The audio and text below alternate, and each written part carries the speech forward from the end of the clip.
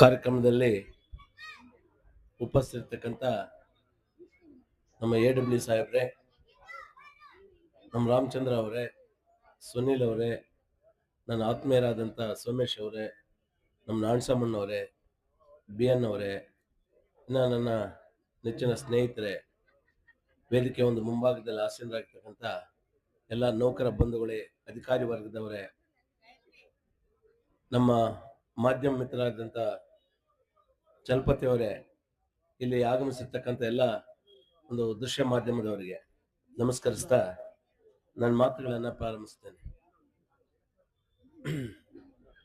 ಆತ್ಮೀಯರೇ, ಈ ಅಖಂಡ ಭಾರತ ಅನೇಕ ಪ್ರಬುದ್ಧರನ್ನ ಕಂಡಿದೆ.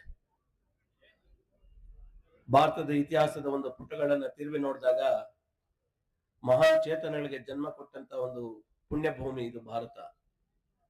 ಅಂತ ಪ್ರಬುದ್ಧರೆನಿಸ್ಕೊಂಡಿರ್ತಕ್ಕಂಥವ್ರು, ಮಾನವತಾವಾದಿಗಳು, ಸಮಾಜದ ಬಗ್ಗೆ ಕಳಕಳಿ ಉಳ್ಳಂತವರು, ಅಪಾರವಾದಂತ ತಮ್ಮ ಸೇವೆಯನ್ನು ಈ ದೇಶಕ್ಕೆ ಸಮರ್ಪಿಸಿದಂತ ಒಬ್ಬ ಮಹಾನ್ ಚೇತನ, ಮಹಾನ್ ನಾಯಕ ಡಾಕ್ಟರ್ BR ಅಂಬೇಡ್ಕರ್ ಅವರ 135ನೇ ಜಯಂತ್ಯೋತ್ಸವನ ಆಚರಿಸ್ತಾ ಇದ್ವಿ. ಆ ಸಂದರ್ಭದಲ್ಲಿ ನಮ್ಮೆಲ್ಲರಿಗೂ ನಾನು ಮೊಟ್ಟ ಮೊದಲನೇದಾಗಿ ಶುಭಾಶಯಗಳನ್ನು ಹೇಳಲಿಕ್ಕೆ ಇಷ್ಟಪಡ್ತೇನೆ. ವಿಶೇಷವಾಗಿ ನಮ್ ಬೆಸ್ಕಾಮಿನ ಒಂದು ಸಮಸ್ತ ನೌಕರ ಬಂಧುಗಳಿಗೆ, ನೌಕರರ ಬಗ್ಗೆ ನನಗೆ ಅಪಾರವಾದಂತ ಒಂದು ಗೌರವ ಮತ್ತು ಪ್ರೀತಿ. ಬಹುಶಃ ಯಾವುದೇ ರಾಷ್ಟ್ರೀಯ ಹಬ್ಬಗಳಾಗ್ಲಿ, ಯಾವುದೇ ಜಯಂತ್ಯೋತ್ಸವಗಳಾಗ್ಲಿ, ಒಕ್ಕೊರಳಿನಿಂದ ಯಾವುದೇ ಮನಸ್ತಾಪಗಳಿಲ್ಲದೆ ಪ್ರತಿಯೊಂದು ಕಾರ್ಯಕ್ರಮವನ್ನ ಅರ್ಥಪೂರ್ಣವಾಗಿ, ಅರ್ಥಗರ್ಭಿತವಾಗಿ ನಡೆಸ್ಕೊಂಡು ಬರ್ತಾ ಇರ್ತಕ್ಕಂಥದ್ದನ್ನು ನಾನು ಕಂಡಿರ್ತಕ್ಕಂಥವನು. ನಿಮ್ಮಲ್ಲಿರ್ತಕ್ಕಂಥ ಒಂದು ಒಗ್ಗಟ್ಟು, ನಿಮ್ಮಲ್ಲಿರ್ತಕ್ಕಂಥ ಪ್ರೀತಿ, ವಾತ್ಸಲ್ಯ ಇದು ಸದಾ ಇದೇ ರೀತಿ ಮುಂದುವರಲಿ.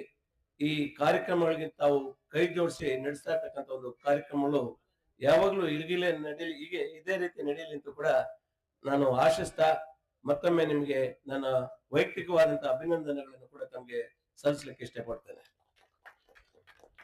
ಆತ್ಮೇರೆ, ಅಂಬೇಡ್ಕರ್ ಅದು ಬರೀ ಹೆಸರಲ್ಲ, ಅದೊಂದು ಮಹಾನ್ ಶಕ್ತಿ. ಅವ್ರ ಬಗ್ಗೆ ಮಾತಾಡಂತ ದೊಡ್ಡವ್ರು ನಾವಲ್ಲ. ಆದ್ರೂ ಕೂಡ ಅವರ ಒಂದು ಜಯಂತ್ಯೋತ್ಸವದ ಒಂದು ಅಂಗವಾಗಿ ಅವರನ್ನ ಮೆಲುಕಾಗ್ತಕ್ಕಂಥದ್ದು ಭಾರತದ ಪ್ರಜೆಯಾಗಿ ನಮ್ಮೆಲ್ಲರ ಒಂದು ಆದ್ಯ ಕರ್ತವ್ಯ. ಅಂಬೇಡ್ಕರ್ ಅವರ ಜೀವನ ಚರಿತ್ರೆಯನ್ನು ನಾವು ಓದಬೇಕು. ಅನೇಕ ಅಪಮಾನಗಳನ್ನ ಕಂಡಂತವ್ರು, ಅವಮಾನಗಳನ್ನ ಎದುರಿಸಿದಂತವ್ರು, ಜೀವನವೇ ಬೇಡ ಅನ್ನುವಂತ ಮಟ್ಟಕ್ಕೆ ಅನೇಕ ತೊಂದರೆಗಳನ್ನು ಅನುಭವಿಸಿದಂತವ್ರು ಅಂಬೇಡ್ಕರ್. ಇಷ್ಟ ಅಪಮಾನಗಳು ಎದುರಿಸಿದ್ರು, ಎಷ್ಟೇ ಸವಾಲುಗಳು ಎದುರಾದ್ರೂ ಕೂಡ ಅದನ್ನ ಮೆಟ್ಟು ನಿಂತು ಒಬ್ಬ ವಿಶ್ವ ನಾಯಕ ಅನಿಸ್ಕೊಂಡಂತವ್ರು BR ಅಂಬೇಡ್ಕರ್ ಅವರು. ಅವರ ಜೀವನ ಚರಿತ್ರೆಯನ್ನು ನೋಡಿದಾಗ ಅವರಿಗೆ ಒಂದು ಅಸ್ಪೃಶ್ಯತೆ ಅಂತಕ್ಕಂಥ ಒಂದು ಮುದ್ರೆಯನ್ನು ಹಾಕಿ ಅನೇಕ ರೀತಿಯಲ್ಲಿ ಅವರನ್ನು ಅವಮಾನಿಸುದು. ದೇವಸ್ಥಾನಗಳಿಗೆ ಸೇರಿಸಲಿಲ್ಲ, ಸಾರ್ವಜನಿಕವಾಗಿ ಕೂತ್ಕೊಳ್ಳಕ್ ಬಿಡ್ಲಿಲ್ಲ, ಎಲ್ಲರ ಜೊತೆ ಕೂತು 4 ಅಕ್ಷರ ಕಲಿಯೋಕೆ ಬಿಡ್ಲಿಲ್ಲ.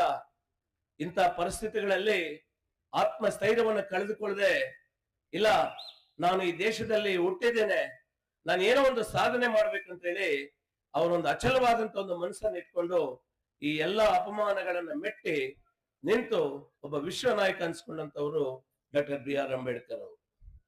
ಅವರ ಗುಣಗಾನ ಮಾಡುವುದು, ಅವರ ಬಗ್ಗೆ ಮಾತಾಡ್ತಕ್ಕಂಥದ್ದು ನಿಜವಾಗ್ಲೂ ಕೂಡ ನಮ್ಮೆಲ್ಲರ ಒಂದು ಸುದೈವ ಅಂತ ಕೂಡ ನಾನು ಭಾವಿಸ್ತೇನೆ.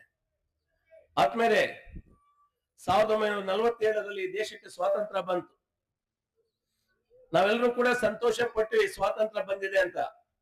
ಆದ್ರೆ ಸ್ವಾತಂತ್ರ್ಯ ಬಂದರೂ ಕೂಡ ಅನೇಕ ಸಮಸ್ಯೆಗಳು ಈ ದೇಶವನ್ನ ಕಾಡ್ತಾ ಇದೆ. ಒಂದು ಕಡೆ ನಿರುದ್ಯೋಗ, ಇನ್ನೊಂದು ಕಡೆ ಬಡತನ, ಇನ್ನೊಂದು ಕಡೆ ಜನಸಂಖ್ಯಾ ಸ್ಫೋಟ, ಇದಕ್ಕಿಂತ ಮೇಲಾಗಿ ಒಂದು ಅನಿಶ್ಚಿತ ಪದ್ಧತಿಗಳಿಗೆ ನಾವು ಮಾರಿ ಹೋಗಿದ್ವಿ. ಏನು ಸತ್ಯ ಸಹಗಮನ ಪದ್ಧತಿ, ಬಾಲ್ಯ ವಿವಾಹಗಳು, ಅಸ್ಪೃಶ್ಯತೆ, ಇಂಥ ಅನಿಶ್ಚಿತ ಪದ್ಧತಿಗಳಿಗೆ ಮಾರು ಹೋಗಿ ಇಡೀ ಸಮಾಜವೇ ನುಚ್ಚು ನೂರಾಯಿತು.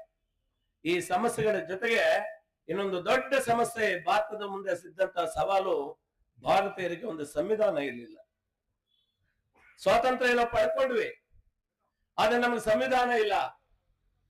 ಒಂದು ಕಡೆ ಒಂದು ಬಾರಿ ಭಾರತ ದೇಶದಲ್ಲಿ ಸ್ವಾತಂತ್ರ್ಯ ಸಂಗ್ರಾಮ ನಡೀತಿರ್ಬೇಕಾದ್ರೆ ಒಬ್ಬ ಬ್ರಿಟಿಷ್ ಪ್ರಜೆ ಭಾರತಕ್ಕೆ ಬರ್ತಾನೆ. ಸುಮಾರು 21 ದಿನಗಳ ಕಾಲ ಭಾರತದಲ್ಲಿತ್ತು. ಅವನು ಹೋಗುವಾಗ ಒಂದು ಮಾತು ಹೇಳ್ತಾನೆ. ಯಾಕೆ ಅವನ ಆಲೋಚನೆ ಆ ರೀತಿ ಇತ್ತು ಅಂತ ಗೊತ್ತಿಲ್ಲ. ಏನು ಈ ಭಾರತೀಯರು ಸ್ವಾತಂತ್ರ್ಯ ಅಂತ ಪರಿತಪಿಸ್ತಾ ಇದ್ದಾರೆ, ಒಂದು ಸಂವಿಧಾನವನ್ನು ರಚಿಸಿಕೊಳ್ತಕ್ಕಂಥ ಪ್ರಬುದ್ಧರಲ್ಲ ಇವರು ದಡ್ರು, ಇವ್ರಿಗೆ ಯಾಕೆ ಸ್ವಾತಂತ್ರ್ಯ ಅಂತ ಈ ಸವಾಲು ಕೂಡ ನಮ್ಮ ಮುಂದಿದೆ. ಭಾರತಕ್ಕೆ ಒಂದು ಸಂವಿಧಾನ ಬೇಕಾಗಿದೆ. ಆದ್ರೆ ಇವತ್ತು BR ಅಂಬೇಡ್ಕರ್ ಅವರನ್ನ ನಾವು ನೆನೆಸ್ಕೋಬೇಕಾಗ್ತದೆ. ಏನು 1947ರಲ್ಲಿ ಈ ದೇಶಕ್ಕೆ ಸ್ವಾತಂತ್ರ್ಯ ಬಂದ ಮೇಲೆ ಏನೊಂದು ಡ್ರಾಫ್ಟಿಂಗ್ ಕಮಿಟಿ, ಏನು ನೆಹರು ಅವರ ಒಂದು ಸರ್ಕಾರದಲ್ಲಿ ಒಂದು ಡ್ರಾಫ್ಟಿಂಗ್ ಕಮಿಟಿ ಚೇರ್ಮನ್ ಆದರು BR ಅಂಬೇಡ್ಕರ್ ಅವರು. 7 ಸದಸ್ಯರನ್ನು ಒಳಗೊಂಡಂತ ಒಂದು ಡ್ರಾಫ್ಟಿಂಗ್ ಕಮಿಟಿ ಒಂದು ನೇಮಕ ಮಾಡಿ ಅವ್ರಿಗೊಂದು ಪೂರ್ಣ ಪ್ರಮಾಣವಾದಂತ ಜವಾಬ್ದಾರಿಯನ್ನು ಕೊಟ್ಟರು. ಭಾರತಕ್ಕೆ ಒಂದು ಸಂವಿಧಾನವನ್ನು ರಚಿಸಿಕೊಡಿ ಅಂತಕ್ಕಂಥ ಒಂದು ಪೂರ್ಣ ಪ್ರಮಾಣವಾದಂತ ಒಂದು ಜವಾಬ್ದಾರಿಯನ್ನು ಕೊಟ್ಟರು. ಅದರ ಒಂದು ಚೇರ್ಮನ್ ರಾಗಿ BR ಅಂಬೇಡ್ಕರ್ ಅವರು ಆಯ್ಕೆಗೊಳ್ತಾರೆ. ಸಾಮಾನ್ಯವಾಗಿ ನಮಗೆ ಬೇಕಾಬಿಟ್ಟಿ ಸಂವಿಧಾನ ಬರಲಿಲ್ಲ. BR ಅಂಬೇಡ್ಕರ್ ಅವರು ಅನೇಕ ದೇಶಗಳ ಸಂವಿಧಾನಗಳನ್ನ ಅಧ್ಯಯಿಸಿದ್ರು, ತಿಂಗಳಗಟ್ಟಲೆ ಅದನ್ನ ಅಧ್ಯಯಿಸಿದ್ರು. ಯಾವ್ಯಾವ ಸಂವಿಧಾನ ಏನ್ ಹೇಳ್ತದೆ, ಯಾವ್ಯಾವ ದೇಶದ ಸಂವಿಧಾನ ಏನ್ ಹೇಳ್ತದೆ ಅಂತ ಎಲ್ಲವನ್ನು ಕೂಡ ಅಧ್ಯಯಿಸಿದ್ರು. ತಮ್ಮ ಕಠಿಣ ಪರಿಶ್ರಮದಿಂದ 2 ವರ್ಷ 11 ತಿಂಗಳು 18 ದಿವಸಗಳು ತಗೊಳ್ತು ಒಂದು ಸಂವಿಧಾನವನ್ನು ರಚಿಸಿಕೊಳ್ಳೋದಕ್ಕೆ. 365 ವಿಧೇಯಕಗಳನ್ನು ಒಳಗೊಂಡಂತ ಒಂದು ಸಂವಿಧಾನವನ್ನು ರಚಿಸಿಕೊಟ್ರು BR ಅಂಬೇಡ್ಕರ್ ಅವರು. ಆದ್ರೆ ಇಲ್ಲಿ ನಮಗೆ ಮಂದಟ್ಟಾಗ್ತಕ್ಕಂಥ ವಿಚಾರ ಅಂತ ಏನಂತ ಹೇಳಿದ್ರೆ, ಯಾವ ಬ್ರಿಟಿಷರು ನಾವು ಪ್ರಬುದ್ಧರಲ್ಲ, ಭಾರತೀಯರು ದಡ್ಡರು ಅಂತ ನಮ್ಮನ್ನ ಕರೆದಿದ್ರು, ಒಂದು ಅದ್ಭುತವಾದಂತ ಸಂವಿಧಾನವನ್ನು ರಚಿಸಿಕೊಡುವ ಮೂಲಕ BR ಅಂಬೇಡ್ಕರ್ ಅವರು ಇಡೀ ವಿಶ್ವಕ್ಕೆ ಒಂದು ಸಂದೇಶವನ್ನು ಕೊಟ್ಟರು.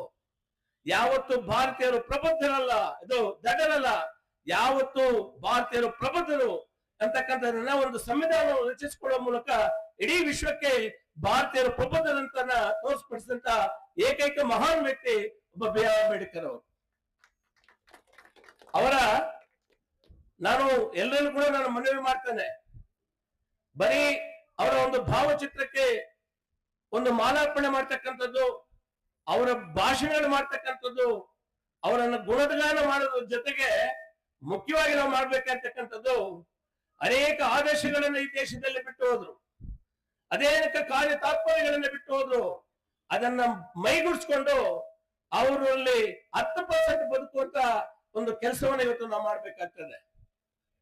ಅವರು ಯಾವತ್ತೂ ಕೂಡ ಸ್ವಾಭಿಮಾನದ ಒಂದು ಜೀವನವನ್ನು ಬಿಟ್ಟುಕೊಟ್ಟಂತವರಲ್ಲ BR ಅಂಬೇಡ್ಕರ್ ಅವರು ಸ್ವಾಭಿಮಾನದ ಒಂದು ಬದುಕಿಗೆ ಹೆಚ್ಚಾದಂತ ಒಂದು ಒಲವು ಕೊಟ್ಟಂತವರು BR ಅಂಬೇಡ್ಕರ್ ಅವರು. ಇವತ್ತು ರಾಜಕೀಯ ಪರಿಸ್ಥಿತಿಗಳನ್ನು ನಾವು ನೋಡಿದಾಗ ಒಬ್ಬ MLA ಆಗ್ಬೇಕು, ಮಂತ್ರಿ ಆಗ್ಬೇಕು, ಇನ್ನೊಂದಾಗ್ಬೇಕು ಅಂತ ಹಂಬಲಿಸ್ತೇವೆ. ಆದ್ರೆ ನೆಹರು ಕ್ಯಾಬಿನೆಟ್ ಅಲ್ಲಿ ಒಬ್ಬ ಕಾನೂನು ಮಂತ್ರಿ ಆಗಿದ್ರು ಯಾರು BR ಅಂಬೇಡ್ಕರ್ ಅವರು. ಹಿಂದೂ ಕೋರ್ಟ್ ಬಿಲ್ ಅನ್ನ ಪ್ರೆಸೆಂಟ್ ಮಾಡ್ತಾರೆ. ಯಾವ ಕಾರಣಕ್ಕಾಗಿ ಹಿಂದೂ ಕೋರ್ಟ್ ಬಿಲ್ ಅನ್ನ ಪ್ರೆಸೆಂಟ್ ಮಾಡ್ತಾರೆ ಅವರು ಕಾನೂನು ಮಂತ್ರಿಯಾಗಿ ಅಂತ ಹೇಳಿದ್ರೆ, ಹೆಣ್ಣು ಮಕ್ಕಳಿಗೆ ಆಸ್ತಿಯಲ್ಲಿ ಸಮಾನ ಹಕ್ಕು, ಈ ಹೆಣ್ಣು ಮಕ್ಕಳ ಒಂದು ಏನು ಅವರ ಹಕ್ಕುಗಳ ಬಗ್ಗೆ ಪ್ರತಿಪಾದಿಸುವಂತ ಹಿಂದೂ ಬಿಲ್ ಕೋಡ್ ಅನ್ನ ಪ್ರೆಸೆಂಟ್ ಮಾಡಿದಾಗ ಅವ್ರಿಗೆ ಅನುಮೋದನೆ ಸಿಗೋದಿಲ್ಲ. ಅವರು ಪ್ರೆಸೆಂಟ್ ಮಾಡಿದಂತ ಹಿಂದೂ ಕೋರ್ಟ್ ಬಿಲ್ಗೆ ಅನುಮೋದನೆ ಪಾರ್ಲಿಮೆಂಟ್ ಅಲ್ಲಿ ಸಿಗ್ಲಿಲ್ಲ. ತಕ್ಷಣವೇ ಪೇಪರ್ ತಗೊಂಡು ತನ್ನ ರಾಜೀನಾಮೆಯನ್ನು ಕೊಟ್ಟರು ನೆಹರು ಅವರಿಗೆ. ಒಬ್ಬ ಹೆಣ್ಣು ಮಕ್ಕಳ ಒಳಿತಿಗಾಗಿ ನಾನೊಂದು ಹಿಂದೂ ಕೋರ್ಟ್ ಬಿಲ್ ಅನ್ನ ನಾನು ಪ್ರೆಸೆಂಟ್ ಮಾಡಿದ್ರೆ ಅದನ್ನ ನೀವು ಪಾರ್ಲಿಮೆಂಟ್ ಅಲ್ಲಿ ಧಿಕ್ಕರಿಸಿದ್ದೀರಿ, ನನ್ನ ಆತ್ಮಸಾಕ್ಷಿಗೆ ವಿರುದ್ಧವಾಗಿ ನಾನು ಮಂತ್ರಿ ಕೆಲಸ ಮಾಡಲಾರ ಅಂತ ಹೇಳಿ ರಿಸೈನ್ ಮಾಡಿ ಆಚೆ ಬಂದಂತ ಏಕೈಕ ಮಹಾನ್ ವ್ಯಕ್ತಿ ಡಾಕ್ಟರ್ BR ಅಂಬೇಡ್ಕರ್ ಅವರು. ಅಂದ್ರೆ ಯಾವತ್ತೂ ರಾಜಕೀಯ ಅಧಿಕಾರಕ್ಕೆ ಅಂಟಿಕೊಂಡಂತವರಲ್ಲ, ಸ್ವಾಭಿಮಾನವನ್ನ ಬಿಟ್ಟುಕೊಂಡಂತವರಲ್ಲ, ಸ್ವಾಭಿಮಾನದ ಒಂದು ಬದುಕನ್ನು ಕಂಡುಕೊಂಡಂತವರು.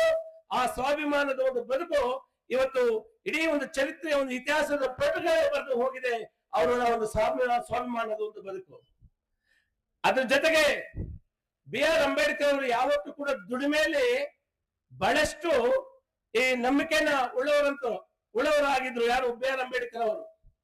ಅವ್ರು ಹೇಳಿದ್ರು, ಬಿ ಆರ್ ಅಂಬೇಡ್ಕರ್ ಒಂದು ಸಂದೇಶವನ್ನ ಈ ಸಮಾಜಕ್ಕೆ ಕೊಟ್ರು.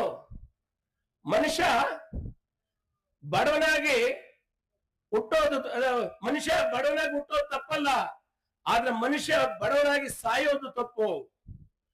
ನಮ್ಮ ಬದುಕು ನಮ್ಮ ಕೈಯಲ್ಲಿಲ್ಲ, ನಮ್ಮ ಬದುಕು ದೇವರ ಕೈಯಲ್ಲಿದೆ. ದೇವರ ಒಂದು ಬದುಕನ್ನು ಕೊಟ್ಟಿದ್ದಾನೆ. ನಾವು ಹುಟ್ಟೋದು ನಮ್ಮ ಕೈಯಲ್ಲಿ ಇಲ್ಲ, ಅದು ಹುಟ್ಟಿದ್ದೀವಿ. ಅದು ಹುಟ್ಟಂತ ನಾವು ಸೋಮಾರಿ ಬದುಕನ್ನು ಬಿಟ್ಟು ನಾವು ನಿಜವಾದ ಒಂದು ಪರಿಶ್ರಮದ ಒಂದು ಬದುಕನ್ನು ಕಂಡ್ಕೋಬೇಕು. ಹಗಲಿರೋನು ದುಡಿಬೇಕು. ನಮ್ಮ ಬದುಕನ್ನ ಸುಂದರವಾದಂತ ಒಂದು ಬದುಕನ್ನು ಕಟ್ಕೊಂಡು ನಾವು ಬದುಕಬೇಕು. ನಮ್ಮ ಜೊತೆಗೆ ನೂರಾರು ಜನರನ್ನ ಕೈ ಹಿಡ್ಕೊಂಡು ಕರೆದುಕೊಂಡು ಹೋಗುವಂತ ಒಂದು ಬದುಕನ್ನು ಕಟ್ಕೊಂಡಾಗ ಮಾತ್ರ ಆ ಜೀವನಕ್ಕೆ ಅರ್ಥ ಇದೆ ಅಂತಕ್ಕಂಥದ್ದನ್ನ ಇಡೀ ವಿಶ್ವಕ್ಕೆ ಸಾರದಂತವ್ರು ಬಿ ಆರ್ ಅಂಬೇಡ್ಕರ್ ಅವರು. ಇವತ್ತು ಒಂದು ಕ್ಷಣ ಯೋಚನೆ ಮಾಡಿ, ಯಾವ ಬ್ರಿಟಿಷರು ನಮ್ಮನ್ನ ಸಂವಿಧಾನವನ್ನು ರಚಿಸಿಕೊಳ್ಳುವಂತ ಪ್ರಬುದ್ಧರಲ್ಲ ಅಂತ ಹೀಯಾಳಿಸಿದ್ರು, ಒಬ್ಬ ಬಿ ಆರ್ ಅಂಬೇಡ್ಕರ್ ಅವರು ರಚಿಸಿದಂತ ಭಾರತದ ಸಂವಿಧಾನವನ್ನ ಅದೇ ಬ್ರಿಟಿಷ್ ಪಾರ್ಲಿಮೆಂಟ್ ಅಲ್ಲಿ 5 ಗಂಟೆಗಳ ಕಾಲ ಚರ್ಚೆ ಮಾಡಿ ಮೇಜು ತಟ್ಟಿ ಇಡೀ ವಿಶ್ವದಲ್ಲಿ ಅದ್ಭುತವಾದಂತ ಸಂವಿಧಾನವಂತ ಉಗಿಳಿದಂತವರು ಬ್ರಿಟಿಷರು ನಮ್ಮನ್ನ. ಅಂತ ಅದ್ಭುತವಾದಂತ ಒಂದು ಬದುಕನ್ನ ಕಂಡುಕೊಂಡು ಆ ಮುಂದಿನ ಸಮಾಜಕ್ಕೆ ಆದರ್ಶಪ್ರಾಯವಾಗಿದ್ರು.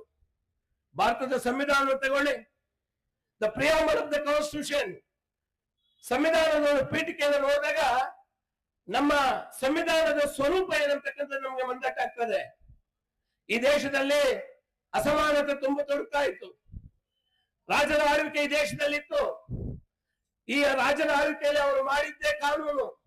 ಅದನ್ನು ಯಾರಾದ್ರೂ ಪ್ರಶ್ನಿಸಿದ ಅವರನ್ನ ಗಲ್ಲಿಗೇರಿಸ್ತಕ್ಕಂಥದ್ದು, ಯಾವುದು ವಾಕ್ ಸ್ವಾತಂತ್ರ್ಯ ಇಲ್ಲ. ಅಂತ ಸಂದರ್ಭದಲ್ಲಿ ಒಂದು ಸಂವಿಧಾನವನ್ನು ರಚಿಸಿಕೊಡುವ ಮೂಲಕ ಒಂದು ಏನು ಫಂಡಮೆಂಟಲ್ ರೈಟ್ಸ್ ಅಂತ ಏನಂತೇವೆ